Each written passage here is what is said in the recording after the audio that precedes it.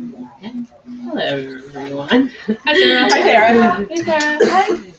However, you all comfortable? Good. This is Peace Within the Chaos by Sarah Gordon. I need you to do something for me. I need you to picture those two little figures that appear on your shoulder. They tend to show up in TV shows or movies as jokes to portray how complicated a situation might be. You know, the angel and the devil, a little white figure, red figure. Or maybe they don't actually appear on your shoulder as clear proponents of good and bad, because in reality, there is not always a good side and a bad side. Maybe a better way to describe what I'm getting at are the voices in your head. They all usually sound like you unless someone has said something influential or jarring, something you saw, something you heard, something you read. All of these things go into the tug of war, voices screaming, think this way, no that way, no believe this, no that. We go through this every day. Some things really stick in our mind. Some things we let flow in and out without making too much of a mess. Anyway, whatever is going on up in our heads, whether it's little figures we pretend to see or different voices yelling back and forth at each other, we have to go through a lot to process the world around us. That world is unfair and creates people who are better at doing this than others. And I'll be the first to admit there is a lot going on up in my mind. It's a war zone. When processing concepts or events, it can sometimes be overwhelming. Let me give you a scenario. I just went on this trip called Thinking Beyond Borders Global Gap Year, and the program is asking me, after 7 months of partaking in this adventure, to process what I did and make a presentation of what I supposedly learned. Some may say that's an overwhelming task. Some. When we first sat down as a group in Virginia to talk about POLs, I made this statement: it is not that big a deal. It's something you share with your family, something small for yourself. It is not by any means all you've learned. You will probably process even more about the trip 5 minutes after you've walked away from that podium. This somewhat secure-sounding voice had yet to actually attempt to write a presentation of learning or think of an idea so it could be a big talker. But regardless, I couldn't help think how I may not have made that statement before this trip. Throwback to me in the college process. Let me tell you guys something. The college process is especially fun when you are still figuring out who you are.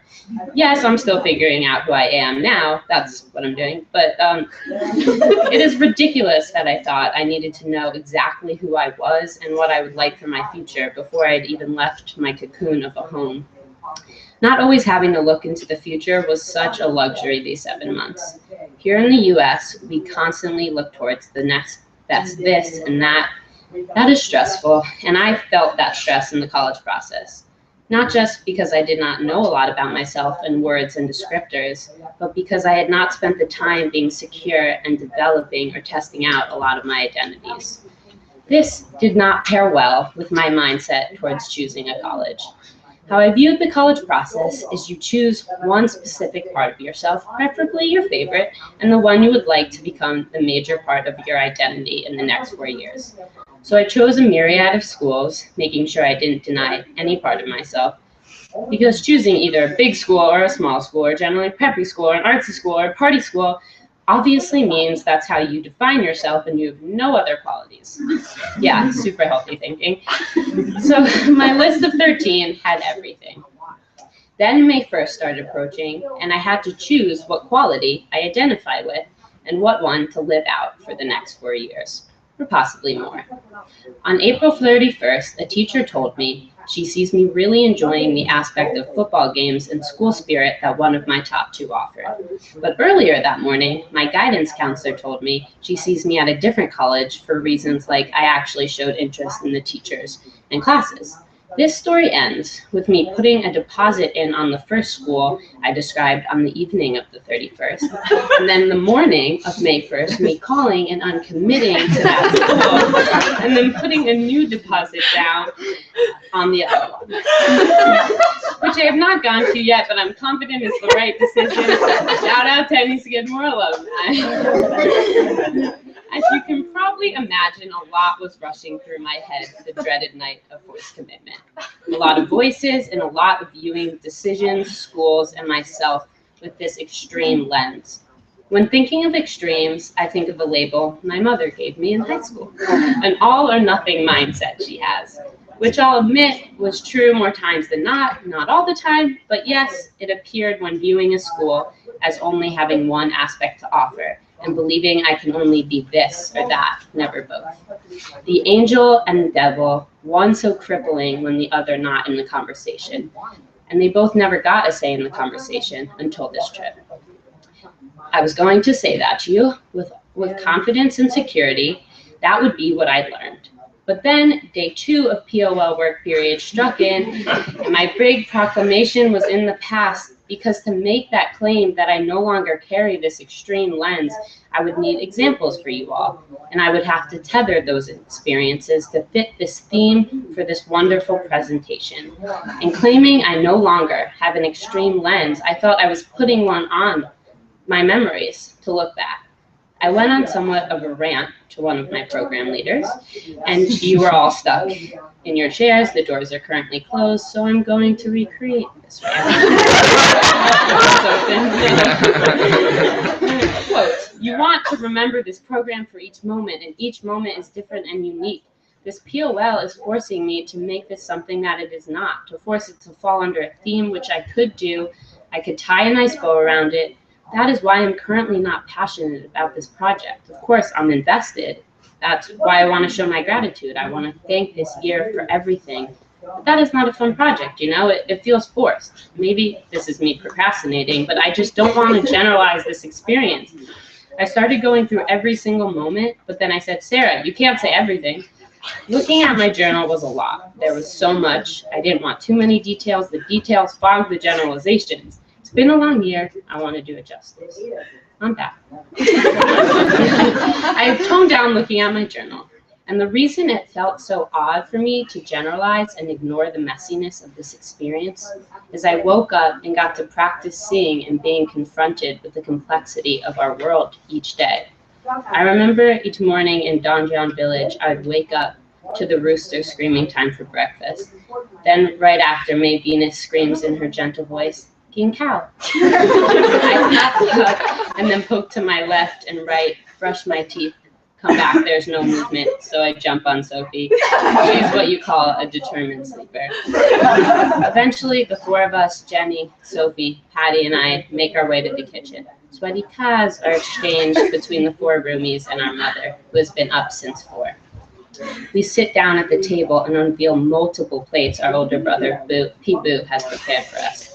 Colorful vegetables, snap peas, ginger, watermelon blinding with pink, fried omelets, eggs everywhere, and never forget the coolers full of sticky or steamed rice. I personally prefer sticky, it's more fun.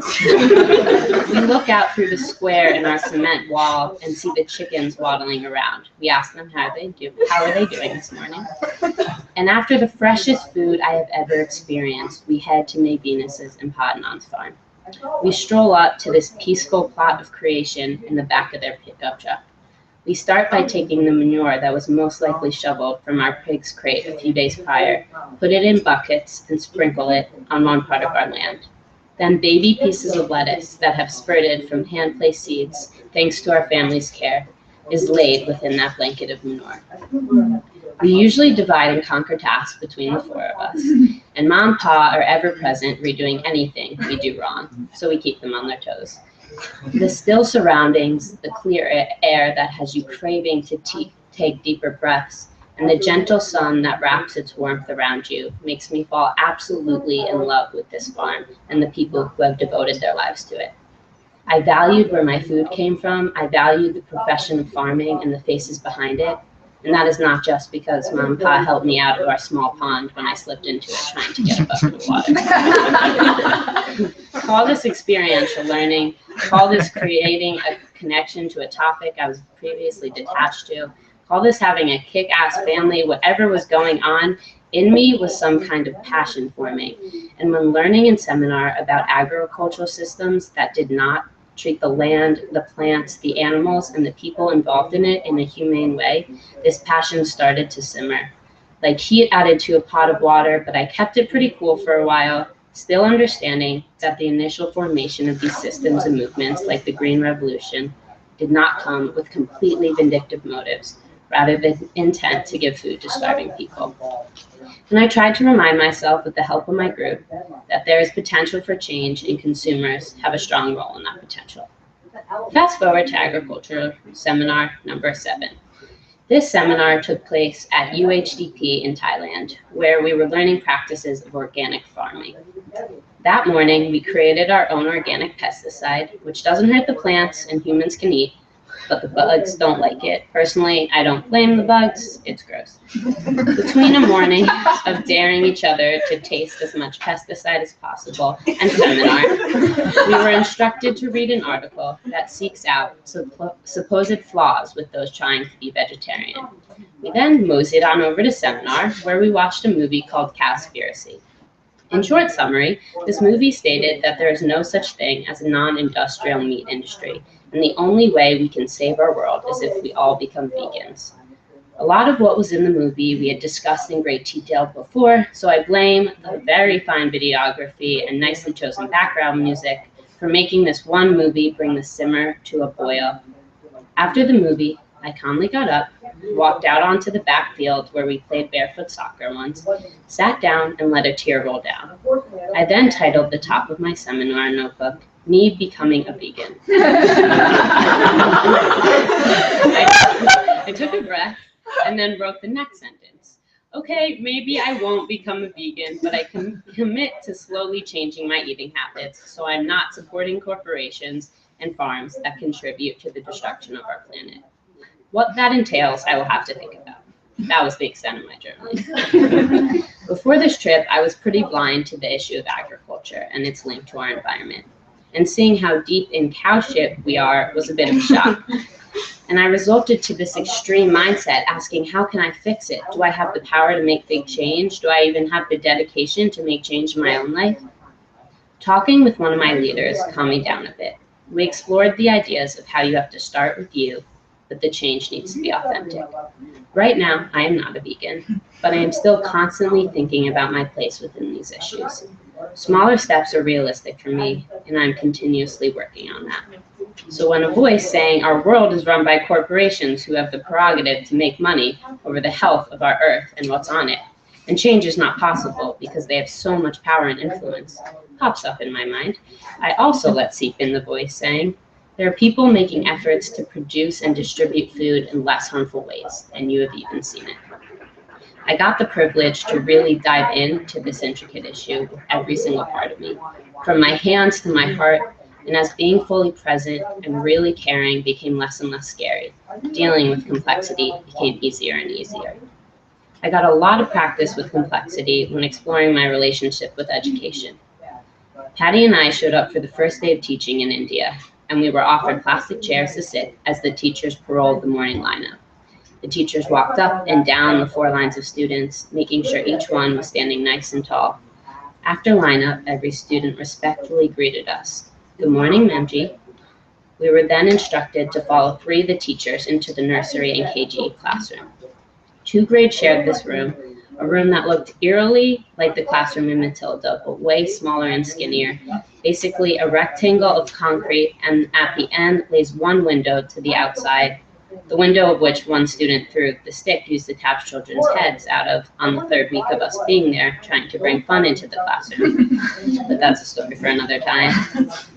The first day, we were instructed to sit and watch in our chairs. We watched as the nursery teacher called one student up at a time to the small table in the center of the room.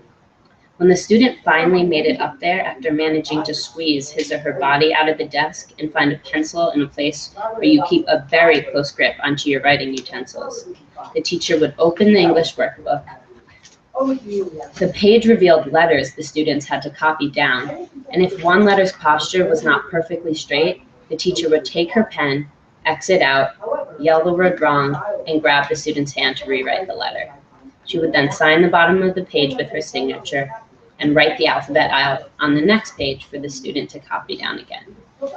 After sitting there for 3 hours with the chaos that comes with 4-year-olds finding ways to entertain themselves at their seats, We said goodbye. Not feeling great with what just happened, not feeling that a lot of learning was going on, but feeling a spark that we could share exercises that may introduce a different energy into the dungeon. At seminar, we watched a video called Schooling the World. I swear we don't only watch videos in seminar, these just happen to be the days I've chosen to talk about. And this movie is overdone in some ways and yes, may exaggerate some points, but it still brought up a lot. It made me question what assumptions or truths come up in my mind or come up in others' minds when I say I'm from the United States. Why am I helping teach the English language? It brought up why my host day uncle will sit with me for 2.5 hours around the chapati fire after dinner, his son in his lap, and say, I cannot teach my son anything. I am only a 12th grade dropout. I want to come to America, but I'm not educated. I'm not educated. Why are we pushing for all education to be in a traditional classroom setting and ignoring the value of other forms of education? I got up after our post-movie discussion, calmly walked out, opened my journal, and wrote the following sentences. I feel saddened. Not really sure where to go from here. I question if I am strong enough to be able to do anything with what I just saw. Patty and I then read an article together. In short summary, the author expresses why all volunteering is detrimental and selfishly constructed by those privileged enough to pay to feel good about themselves.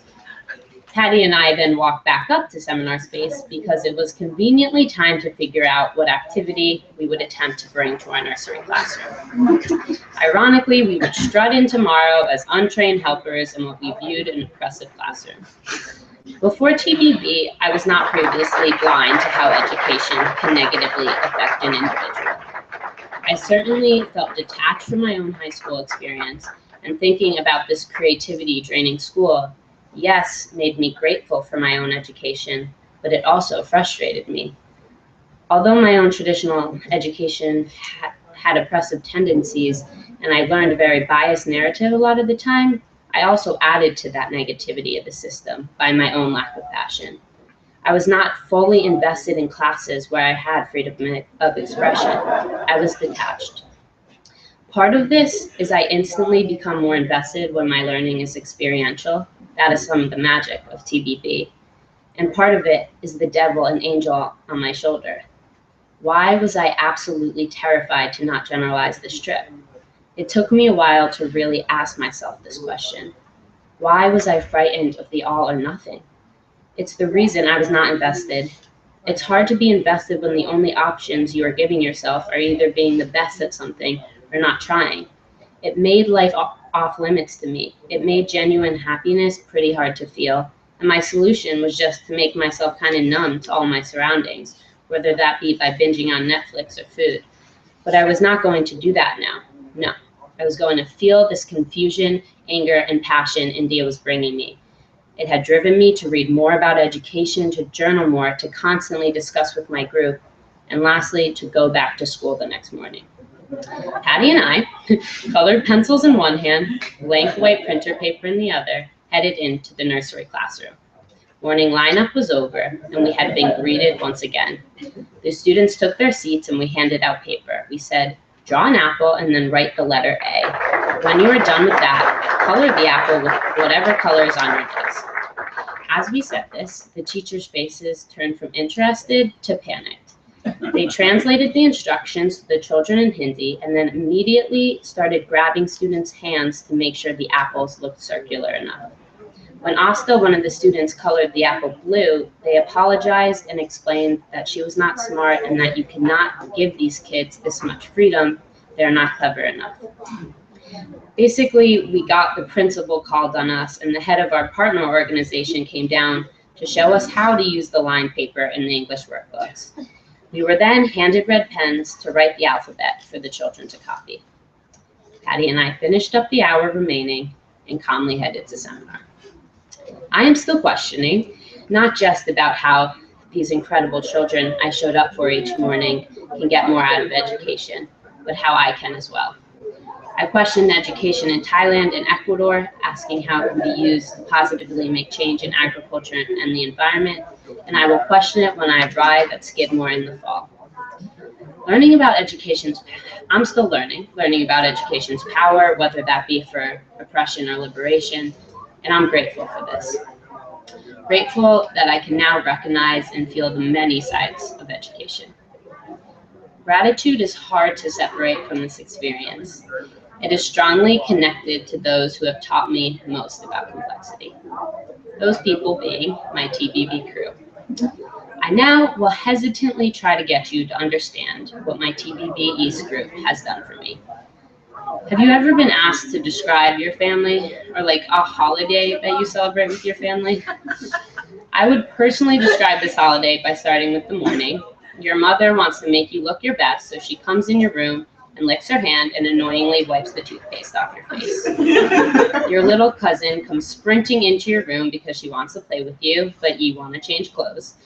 And you can hear your uncle screaming downstairs about how hungry he is. Yeah, you could go on about stuff like that, but then you eventually get to when the chaos stops. You are sitting down for the meal, you take a breath, look around the table, feel the warm smiles of the people around you, and you just feel content. TBB is my chaotic, hilarious, ever-present pain in the butt, and by that I mean people who actually call you out when you're doing something wrong, or pushes your thoughts to places you never thought they could go, or makes you go for a walk when you just want to sit down and let the ridiculous amount of rice settle in your very angry digestive system. Incredibly loving and caring family. This family has been my greatest teacher. They brought me acceptance from my own devilish side, angelic side, and everything in between. I theoretically knew that people were complex and that you could not just categorize individuals, but claiming you know that and then waking up and it being reinforced every day by moments you can share with others makes this abstract concept a belief. A belief that you can now feel, have memories and faces connected to. I woke up each day being in awe of the people around me, their strength, intelligence, outlooks, energy, and stories. And them sharing their many sides lets me stand here now and say how I wake up, appreciating my own messiness, flaws, and amazement. I surprisingly lived comfortably within complexity these past 7 months. I realized the power that comes with it. It was no longer necessary to simplify to make my life more digestible. As I lived this out on TBB, I had the most incredible year. I was at such peace within myself with such extremes all around me. There was not one day I was not grateful for being on this trip. So I end with complete gratitude, not just for my experience and the people this program have brought into my life, but for the POL process. The unfolding of this POL has created yet another story to show complexity. All feelings of aggravation have stopped bubbling as I recognize this presentation of learning gives me a chance to tell a few stories about a year that meant a lot to me, to people who are willing to listen. Thank you guys.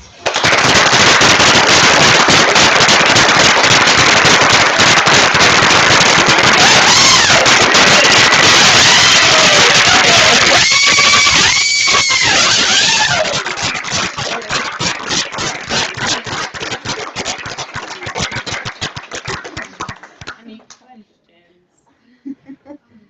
All right.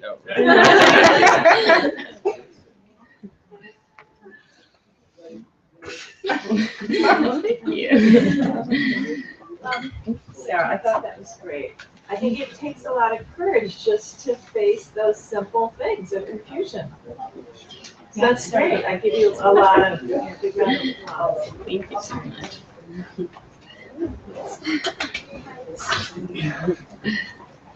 I'll be here all day.